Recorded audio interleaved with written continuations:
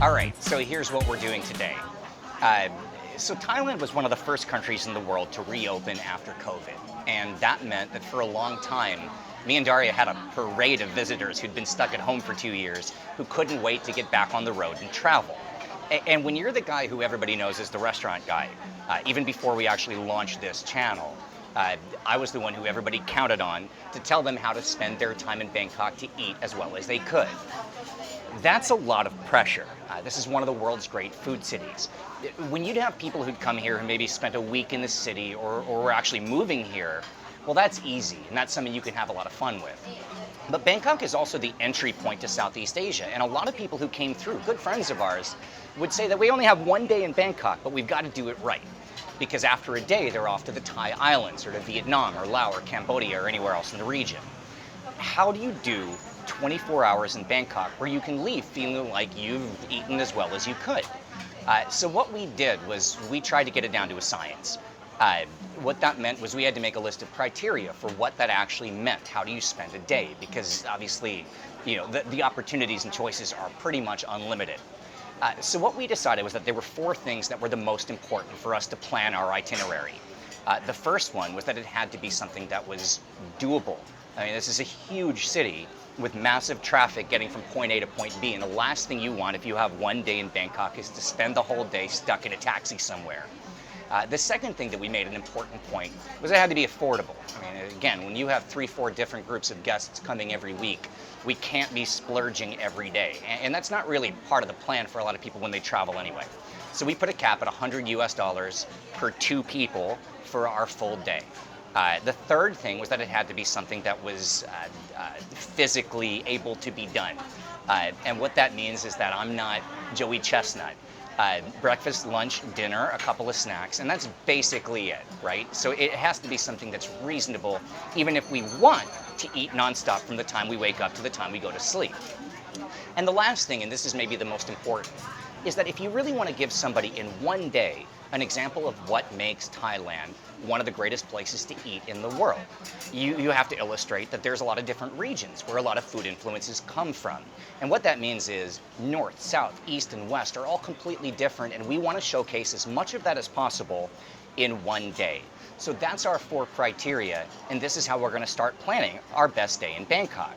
All right, there was a week in the end of the summer when we might have had several different groups come all back to back to back to back, and we just started taping for the channel. So I talked to Jasper and I said, well, why don't we just film this? And so one day we went and repeated the crawl from beginning to end of how we were choosing to show our friends the best possible day of eating in Bangkok. And then we put it aside and we kind of forgot about it and we moved on and we filmed a bunch of other stuff. But now the rainy season's over and things are starting to get back to normal and tourists are coming back to Bangkok again, just like they were at the start of the summer. And what that means is now we're getting the same phone calls saying, hey, we're on the way, what do we do? So we figured, okay, let's dust off that old footage and let's see what we can put together. And this is our take on the best possible day of eating in Bangkok.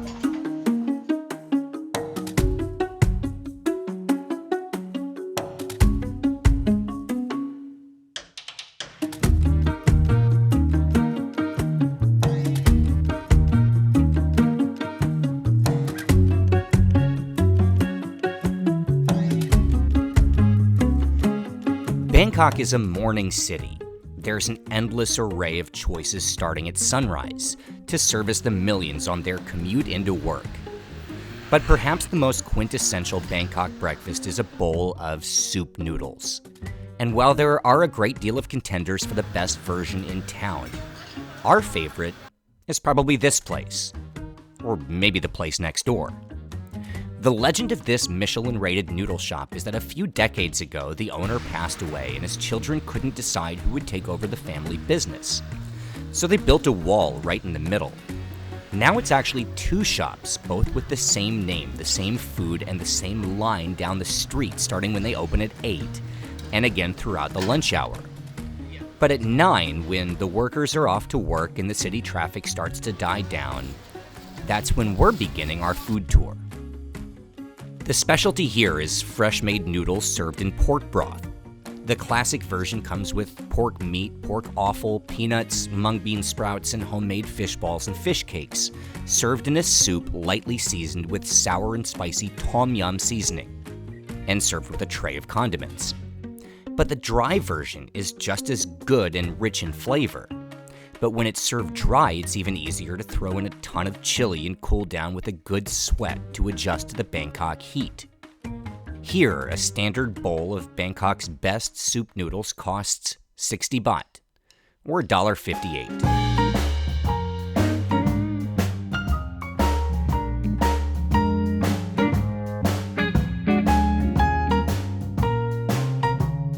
It's also fitting that we'd start our day with a classic Bangkok dish. Soup noodles are Chinese in origin, first adapted to the Thai palate in the ancient imperial capital of Sukhothai, somewhere during the Ayutthaya period in the late 1600s. Over time, soup noodles spread across Thailand, and now they can be found in every corner of the country. But it's Bangkok where the Chinese community really took hold and has a massive influence on the culinary culture. Soup noodles here are a staple, and they're also some of the best versions of the dish served anywhere. But while the Chinese were putting their stamp on Central Thai food, another culture was filtering in from the south.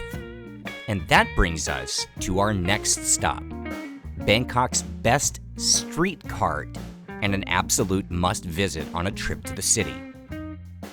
I mean, just look at this.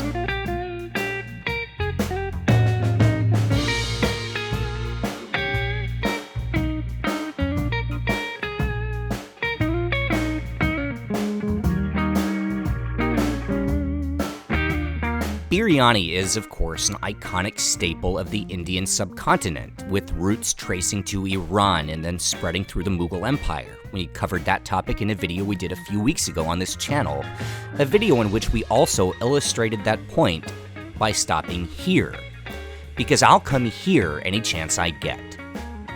In Thailand, biryani arrived through traders and migrants coming from the Indian community in Malaysia into southern Thailand, and also simultaneously into the north over land.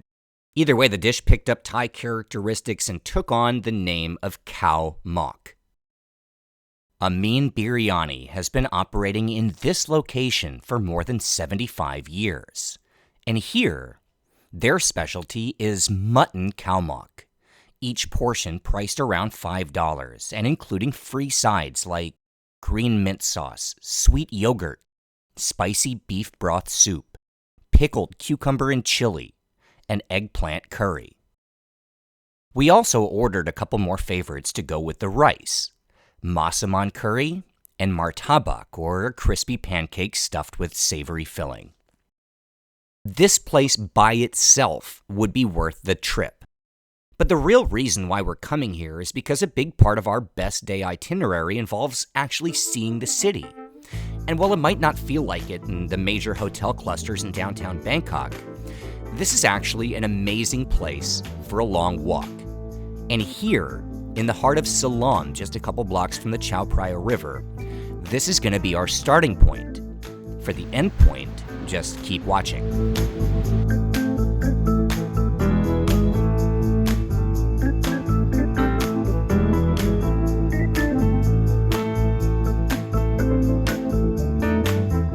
The area where we're starting is called Silom. It's part of the old heart of the city, a riverside cluster of markets and shophouses that, in the 19th century, were probably the most bustling area in Bangkok. The city might have grown and changed since then, but the soul of the area is still intact. Here, there are restaurants and shophouses that trace their history back more than 100 years. It's one of the best places to eat in the city, and if you felt like staying here instead of continuing with our crawl, you could be forgiven. But we're gonna turn north and pass the old Charon Krung Mosque and the cafes around the French Embassy, and we're heading to one of Asia's best neighborhoods. We're walking to Talad Noi.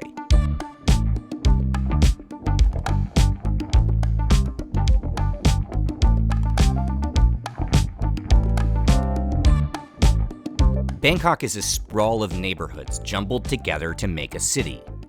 There are places that are famous and historic, clusters of Buddhists or Muslims or Christians, places known for immigrant communities or lush green space or trendy upscale enclaves. But Talad Noi doesn't really fit any of those descriptors. It's a place best described as weird. Here, the narrow alleys are lined with old Chinese working-class shophouses. The main industry in Talad Noi is still the dozens of scrap metal shops and junkyards fixing up old engines. But just like in Brooklyn or Berlin, the cheap rent in this downtown blue-collar neighborhood has brought in an influx of artists and musicians, and it's all blended together into a place completely unique. And we're gonna make a couple stops here, beginning at this scrap metal warehouse, where on the second floor, there's maybe Bangkok's best coffee shop.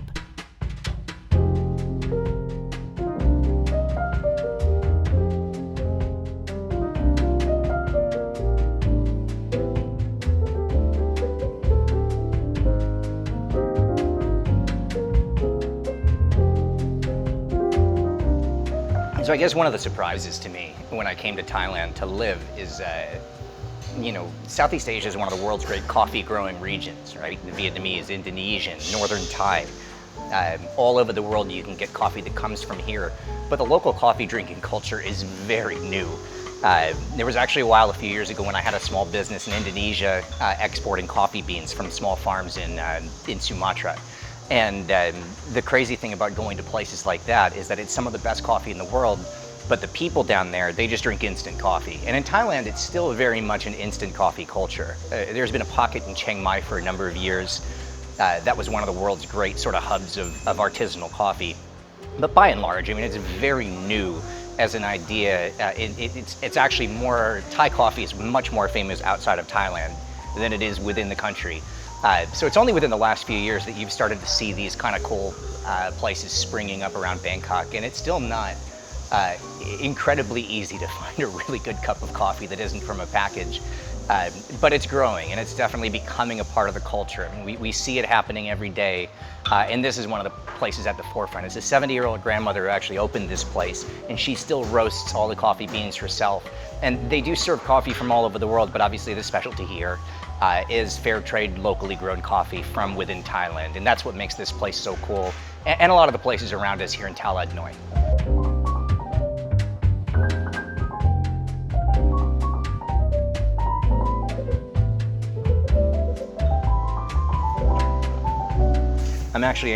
I'm an Americano drinker. I don't usually drink lattes, but the house specialty here is what they call the iced latte on the rock. And that's, there's no sugar. It's just this really punchy, bitter, deep roasted coffee. Clearly from my description, you know that I don't know very much about coffee other than I enjoy drinking it. There's a reason why my go-to cup is 7-Eleven, but I love coming here.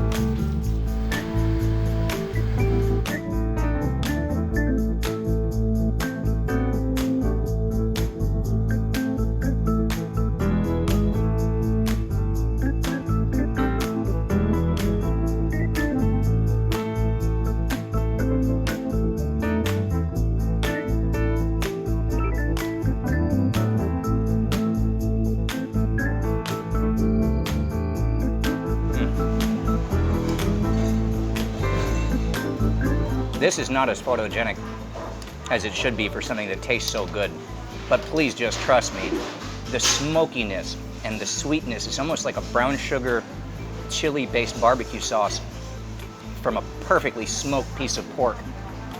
And this is just as good a snack as there is to be found in Bangkok.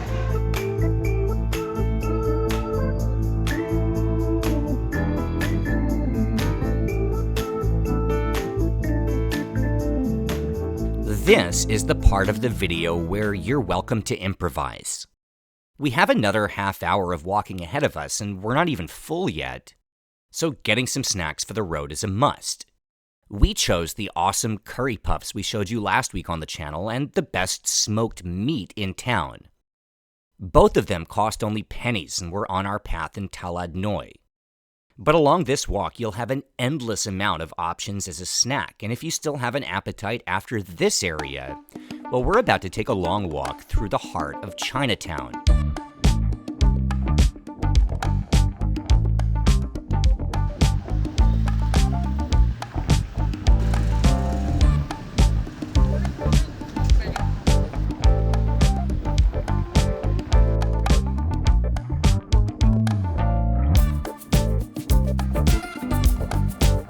We've already had our snacks, and we have 2 more full meals planned, so we kept on walking.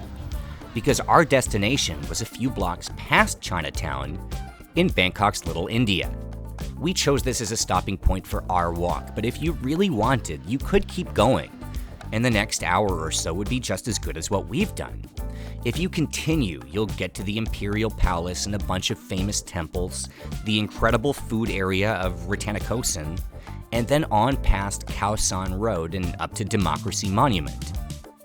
But we have only one day, so we're rewarding ourselves for a good long walk with a cup of Bangkok's best Masala Tea.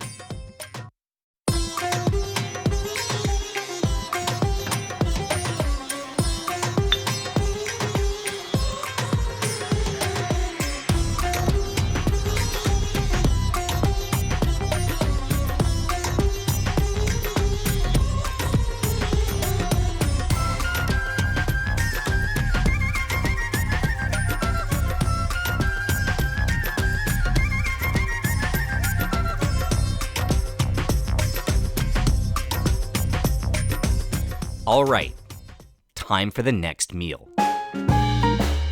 So we've eaten noodles and snacks from central Thailand and biryani from the far south. But no trip to Bangkok would be complete without a stop for Isaan food.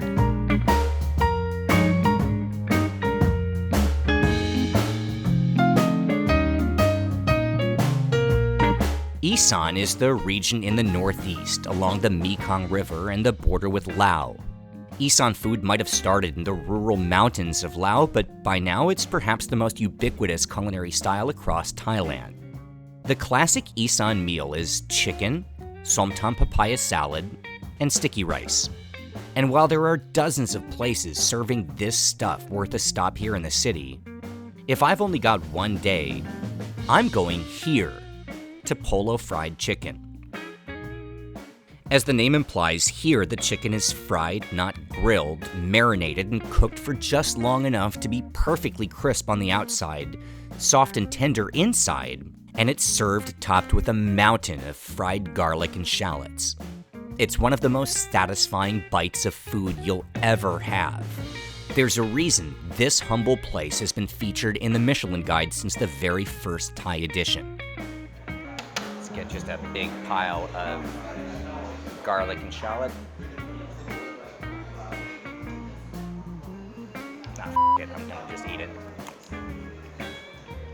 The richness of the chicken cut with the acidity of the somtam and the tanginess of the fermented pork ribs, which we got as a side.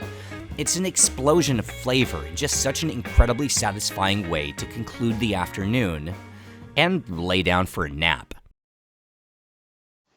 Now this is where I'm going to mention that we filmed this a couple months ago in the middle of Bangkok's monsoon season.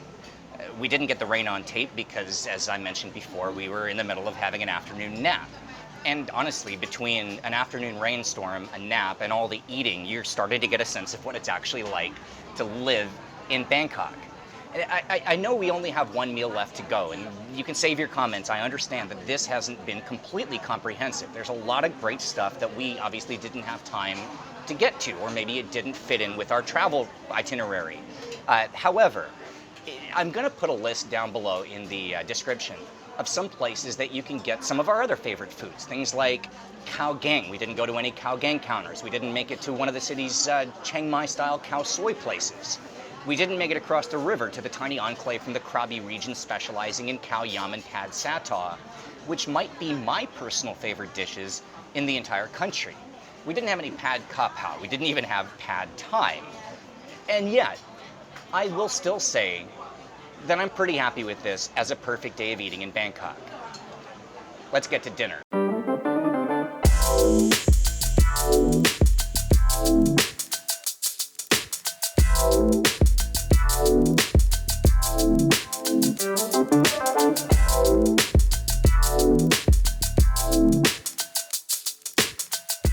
For our last meal of our mission, we're at a place specializing in southeastern Thai from the province of Trat next to the Cambodian border.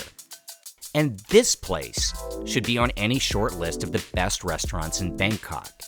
It's certainly hard to beat for the price, which worked out to about $60 total, and put us at around $95 for everything we've eaten all day.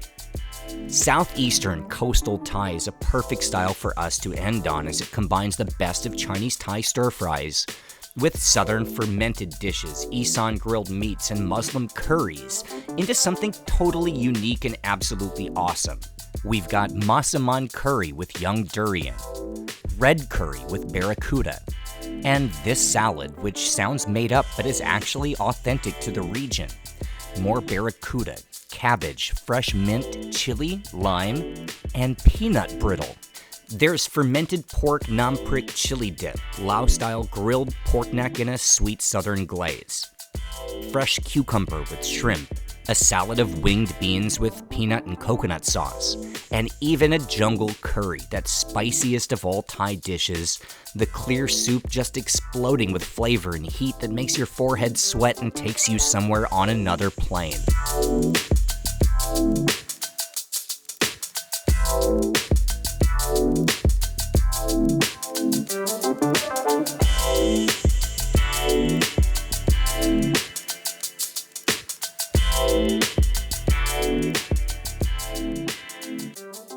So that's it. Our totally subjective take on how to spend one perfect day eating in Bangkok. And the best part is, if you finish and you still don't feel like you've had enough, no matter where you're going from here, you'll pass plenty of more stuff that's gonna look and smell awesome. And we're still under budget, so I mean, you'd be crazy not to stop. So we taped this in North Bangkok, near where Jasper lives, which is where we do our editing. And we wanted a place to film something while we ate, and so we came to a spot that's in the middle of nowhere, about an hour away from the city center, which happens to be a Michelin-rated Northern Thai restaurant and one of the best places for Chiang Mai-style food that I've found in Bangkok. And I'd never even been here until today. And so I guess if there's one takeaway from all of this, it's that one day's never gonna be enough. And the best way to spend your time in Bangkok is to extend your stay and spend a little bit more time eating your way across one of the best food cities in the world.